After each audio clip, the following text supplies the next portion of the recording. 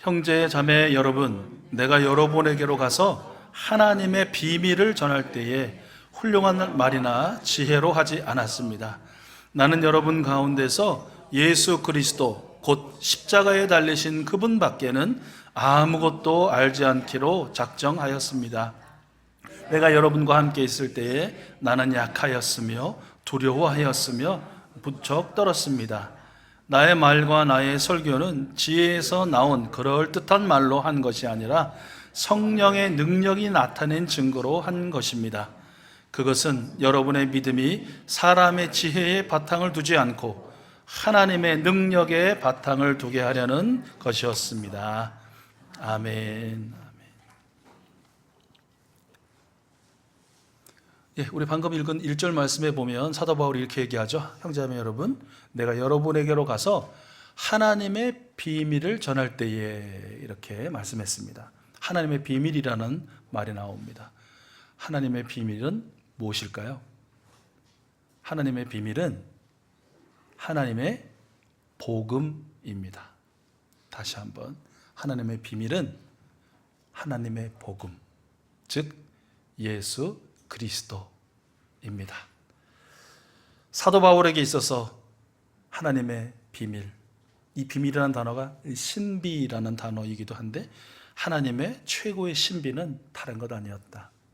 예수 그리스도의 십자가, 그 복음이었다. 빌립보서 2장 6절과 8절 말씀이에요. 여러분 역시 화면을 보시고요, 함께 읽어볼게요. 하나님의 비밀, 하나님의 신비입니다. 같이 읽습니다. 시작. 그는 하나님의 모습을 지녔으나 하나님과 동등함을 당연하게 생각하지 않으시고 오히려 자기를 비워서 종의 모습을 취하시고 사람과 같이 되셨습니다. 그는 사람의 모양으로 나타나셔서 자기를 낮추시고 죽기까지 순종하셨으니 곧 십자가에 죽기까지 하셨습니다. 아멘. 그렇습니다.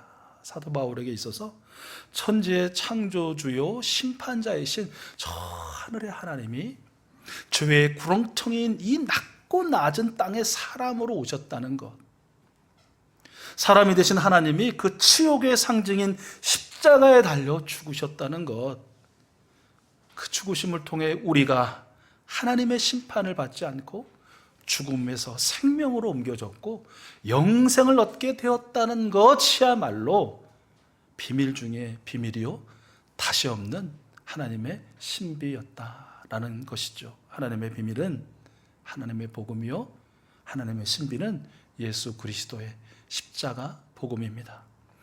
많은 사람들이 성경에서 특별히 이 비밀, 막 신비 이런 것만 나오면 그 단어가 그 절 가운데 또 그 단락 가운데 어떤 의미로 사용되어졌나 보다 그냥 그 단어 자체에 그냥 심취하는 것 같아요.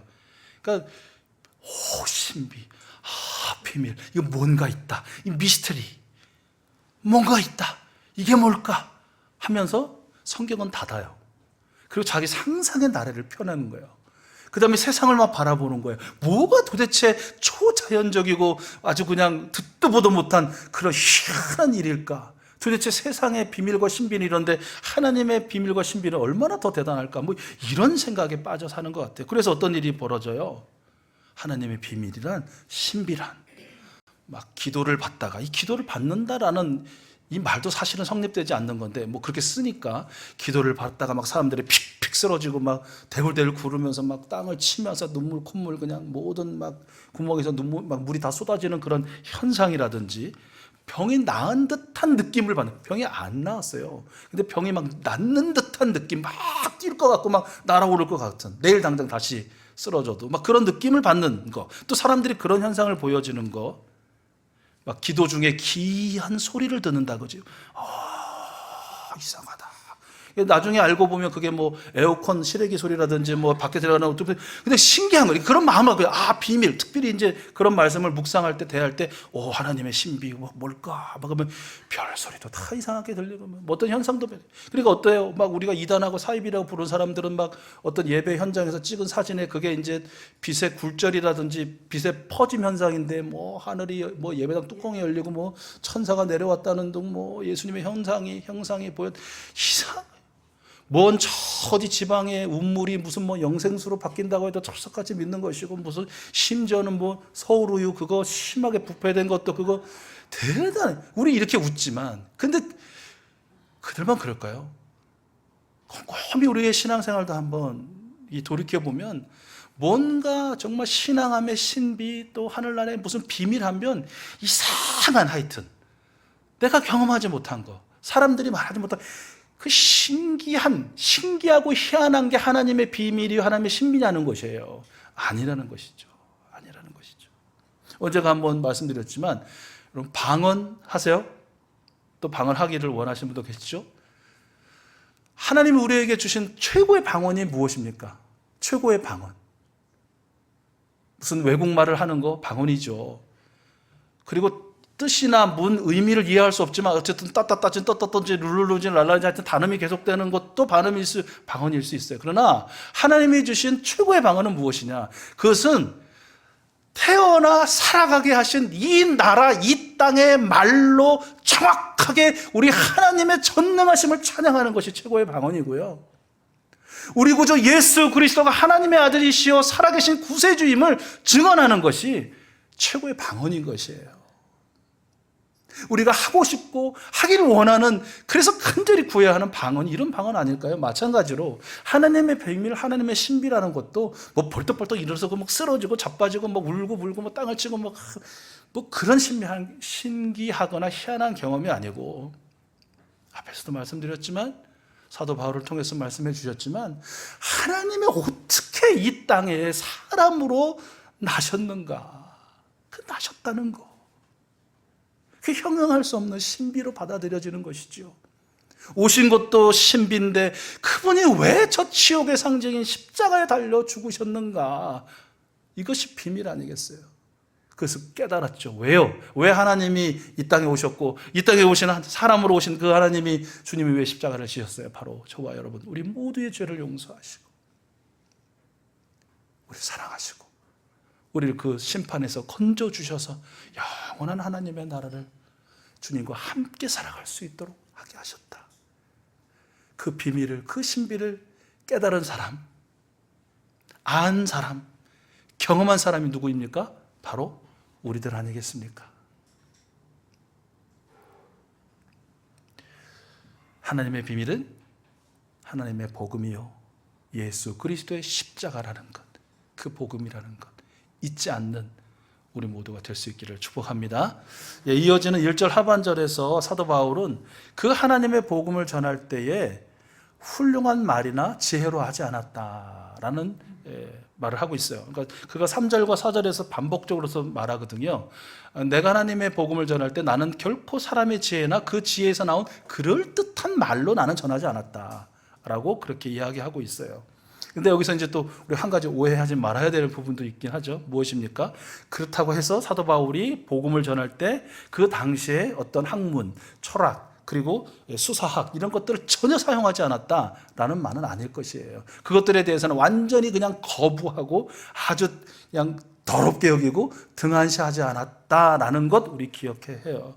우리 바울의 서신서들 로마서부터 쫙 12권, 뭐 때 13권이라고도 하지만 그 책들 읽어보세요. 얼마나 논리정연합니까? 굉장히 철학적이죠. 뭐 과장도, 풍요도, 은유도, 직유도, 뭐 얼마나 많은 그 당시 많은 사람들이 또 익숙해 했던 그런 수사학적 기법들을 사용하고 있는지 우리 알 수 있지 않아요? 그 당시 사람들이 잘 알고 사용하고 익숙해하는 문화를 복음을 전할 때 적극적으로 사용했어요. 그런데 문제는 무엇입니까? 그런데 문제는 그 어떤 철학적 사고라든지 그 기가 막힌 화려한 화술이 목적이 뭐냐라는 거예요. 목적이. 그 당시 사람들은 사람들을 즐겁게 하는 거예요. 사람들의 귀를 즐겁게 하는, 사람들의 이 머리를 즐겁게 하는 그것들을 위해서 사용한 것이죠. 그것을 통해서 자신의 어떤 명예가 더 높아지고 자신의 권위가 더 강해지는 것을 추구했다라는 것이에요. 그런데 여러분, 똑같은 것을 사용했지만 사도 바울은 무엇을 위해서? 하나님의 복음을 위해서, 하나님의 영광을 위해서. 이 말을 듣는, 이 복음을 듣는 그 한 사람이 죄를 떠나 죽음을 떠나 영생으로 구원으로 나오기를 원하는 그런 간곡하고 간절한 마음으로 사용했다라는 것이죠. 여러분, 우리가요, 어떤 지혜가 있을 수도 있고 또 반대로 지혜가 없을 수도 있습니다. 뭐 중간도 있겠죠. 어느 정도 있을 수도 있을 것입니다. 또 우리가 아주 말을 잘할 수도 있어요. 아, 참 정말 청산유수다, 이렇게 말을 아주 잘하시는 분도 계실 것이고, 아, 정말 다른 사람 앞에서 말 한마디 하는 것이 정말 죽기보다 그냥 더 어렵게 느껴지고 힘들어하는 분도 있을 것이에요. 물론 그 중간에 있는 분도 계실 것입니다. 그런데 중요한 것은 지혜가 있냐 없냐, 말을 잘하냐 못하냐가 중요한 게 아니라는 것입니다. 무엇이 중요합니까? 그 사람 마음 안에, 그 사람 심령 안에 하나님의 복음, 예수 그리스도의 십자가, 그 사랑을 닮은 생명 구원의 그 간절함이 담겨 있느냐, 그래서 그것이 자연스럽게 흘러나오느냐라는 것이 훨씬 더 중요하다는 것이에요. 그래서 우리의 간구는 더 많은 지혜를 구합니다가 아니라, 하나님, 제가 지혜가 있든 없든 저는 하나님의 그 놀라운 복음을 전하고 싶습니다가 되어야 되는 것이고요. 하나님, 정말 좀 잘하고 싶어요. 정말 사는 사람들 그냥 홀리는 듯이 그냥 다 내 사람으로 만들 그런 말솜씨를 갖기 원해요가 우리의 기도 제목이 아니고, 그죠?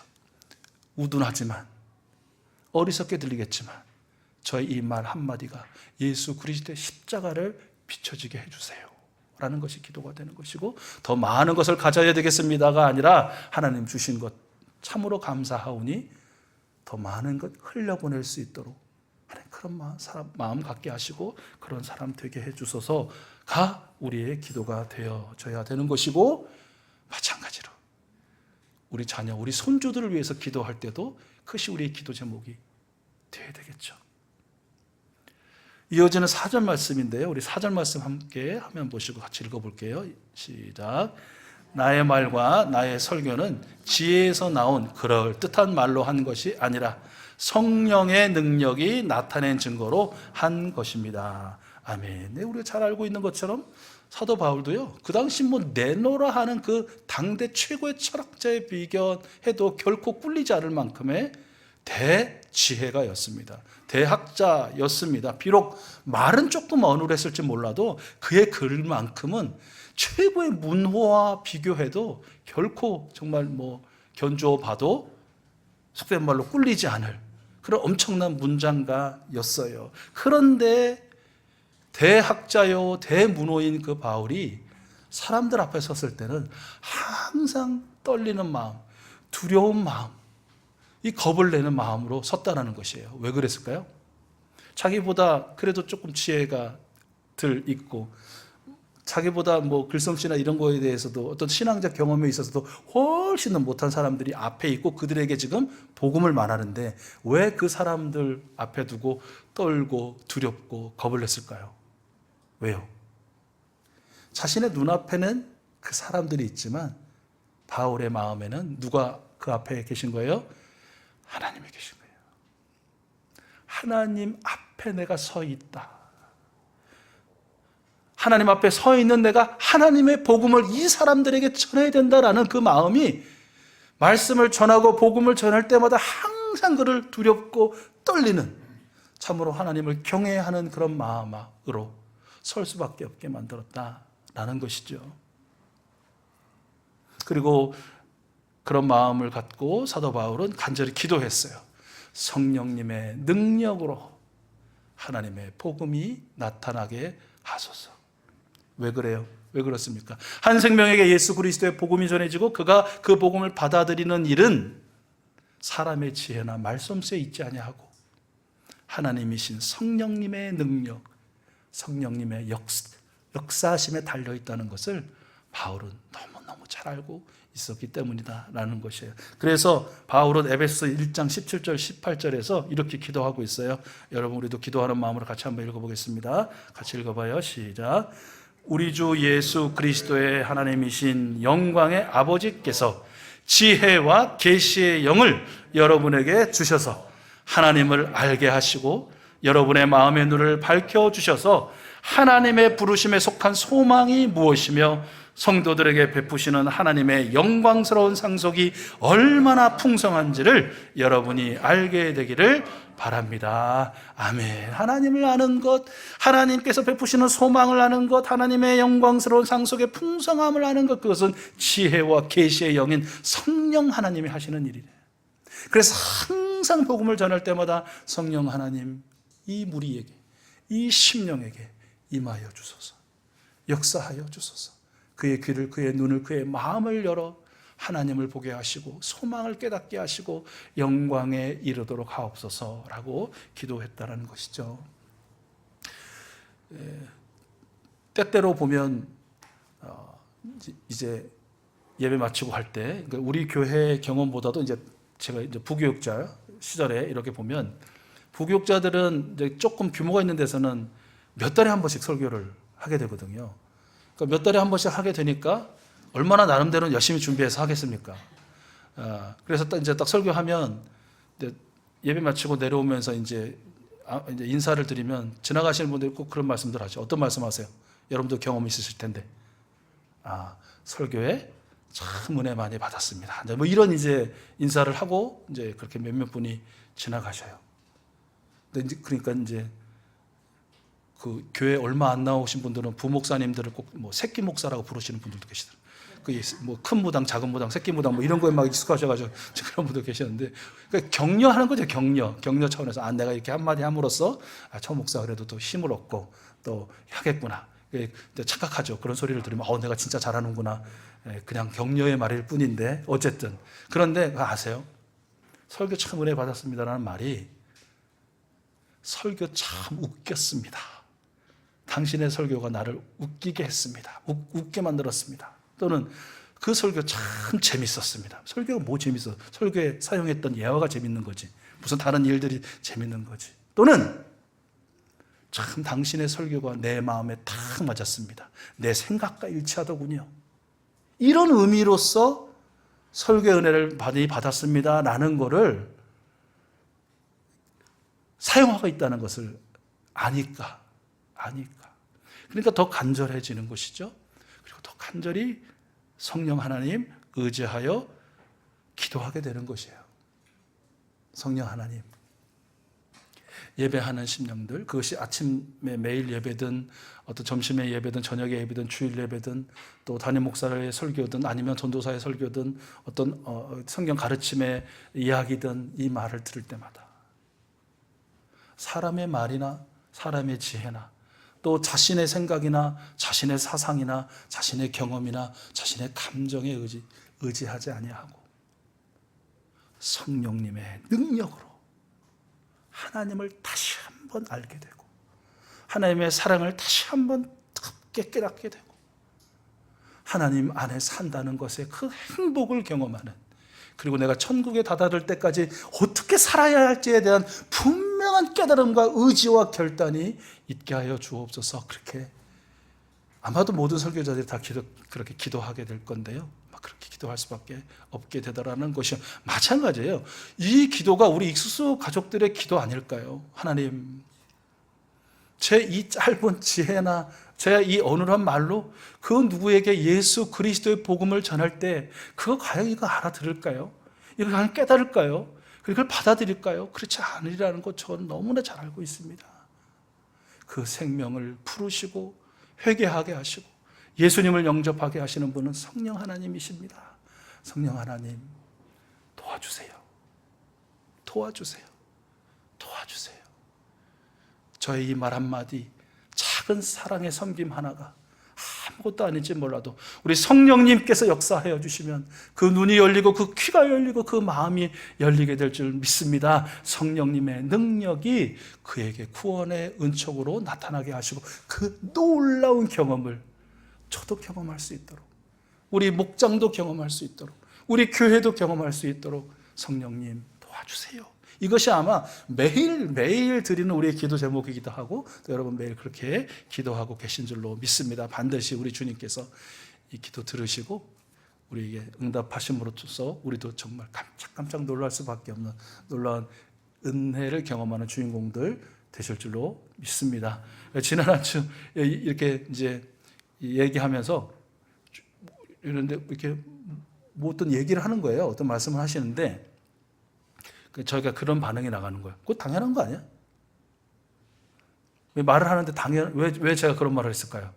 여기서 뭐 뭐라 얘기할 때 그 당연한 거 아니야? 라고 왜 제가 얘기했을까요? 예. 기도해 왔고 기도하고 있으니까. 그러니까 그렇게 되는 거지. 그건 주님께서 이루시는 거니까 그것이 당연한 거지라고 얘기해요. 저도 이 경험을 통해서 또 흠칫 놀라기도 하죠. 그렇게 기도를 하고 그렇게 간구를 하면서도 되어진 거에 대해서는 관심이 없어. 기도응답이 어떻게 왔는지에 대해서는 그냥 생각이 없으셔. 그냥 믿고 지나가거나. 그리고 어차피 안 돼, 그건.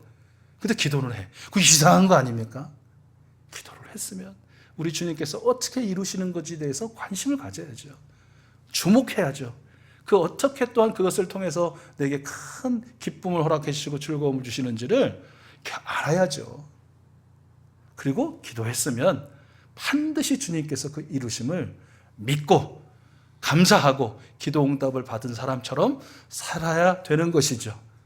그 삶의 주인공이 바로 우리 익수수 가족들인 줄로 믿습니다. 이 기도 응답을 우리가 속히 그리고 더 풍성하게 경험하기 위해서는 이렇게 살면 될 것 같아요. 사도 바울의 고백인데 우리 2절 화면 보시고 같이 읽겠습니다. 같이 읽습니다. 시작.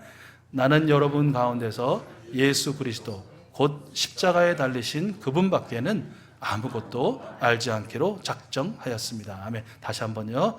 나는 여러분 가운데서 예수 그리스도 곧 십자가에 달리신 그분밖에는 아무것도 알지 않기로 작정하였습니다. 아멘. 앞에 살펴본 것처럼 이 말씀을 또 오해하셔가지고 야 예수님 말고는 교회 말고는 나 몰라 뭐 이런. 예전에 굉장히 이것도 한번 말씀드린 적이 있는 것 같은데 문자주의적인 신앙을 가진 아주 극보수주의 가진 청년이 있었어요. 이 청년이 어느 날 저를 찾아왔어요. 그러면서 자신의 전 재산이 350만 원이래. 그걸 다 모아서 헌금했다는 거예요. 그러면서 이제 나는 하나님께 모든 걸 다 드렸기 때문에 하나님께 나의 모든 것을 책임져 주실 거라고 믿습니다 이러고 그래요. 속으로 제가 네가 목사해라 그랬네. 이게 예수 그리스도의 십자가 밖에는 내가 아무것도 알지 않는 것일까요? 그냥 다 텔레비전도 끊고 또 끊고 전화도 다 전부 해지하고 그냥 골방에 처박혀가지고 또는 무슨 어떤 뭐죠? 그것이 신앙 공동체 같은 거 이렇게 신앙촌 같이 이루어가지고 거기서 사는 그 예수 그리스도 밖에는 나는 아무것도 안 할래, 안 볼래, 안 들을래 이 말씀이에요? 아니잖아요. 무슨 말일까요? 좀 말에 좀 형연 모순적이지만 절대적인 우선순위예요. 절대적과 우선순위가 좀 약간 상대적 개념이라 좀 그렇긴 한데 절대적으로 무슨 말이냐면 뭐가 많고 뭐가 많이 있고 많이 해야 하고 많이 얻어야 되겠는데 그것의 최종적이고 최우선적인 순위는 예수 그리스도라는 것이에요. 그래서 먹을 수도 있고 안 먹을 수도 있고 가질 수도 있고 안 가질 수도 있고 누릴 수도 있고 안 누릴 수도 있고 그 모든 것들은 다 상관없어요. 어찌해서든 예수 그리스도 그 복음을 위하여 나는 살겠습니다 라는 그런 의미 아닐까요? 그래서 고린도서 10장 31절의 말씀처럼 그러므로 여러분은 먹든지 마시든지 무슨 일을 하든지 모든 것을 무엇을 위하여? 하나님의 영광을 위하여 하라. 골로새서 3장 23절 말씀처럼 무슨 일을 하든지 사람에게 하듯이 하지 말고 누구에게? 주님께 하듯 하며 사는 것이죠. 이것이 바로 예수 그리스도의 십자가 외에는 나는 아무것도 알지 않기로 작정한 사람의 삶이 아닐까 싶습니다. 말씀을 좀 마무리합니다. 여러분, 하나님의 신비, 하나님의 비밀은 하나님의 복음입니다. 예수 그리스도입니다. 예수 그리스도의 그 복음이 한 생명에게 전해지는 것은 성령님의 역사하심입니다. 성령님의 능력입니다. 그러므로 우리 성령님의 도우심을 간절히 구하며 우리 주님의 영광을 위해서 주님께 하듯 진심을 다해서 이 한 주간도 살아가실 때 우리를 통해서 한 생명이 주님께로 돌아오는 그것이 이제 곧이시든 몇 년 뒤든 십수년 뒤든 알 수 없지만 때로는 우리 조지 물러 목사님 그 자서전에 보는 것처럼 5만 번의 기도 응답을 받으신 분도 결국은 한 친구의 기도 응답은 그가 죽은 다음에 이루어졌다는 거 아닙니까? 그렇게 응답하실지라도 우리를 통해서 생명구원의 놀라운 그런 은혜를 경험하게 될 줄로 믿습니다. 그 주인공이 이 시간 이곳에 함께 하시는 우리 익수수 가족들 또 우리 예배자들 될 수 있기를 간절히 소원합니다.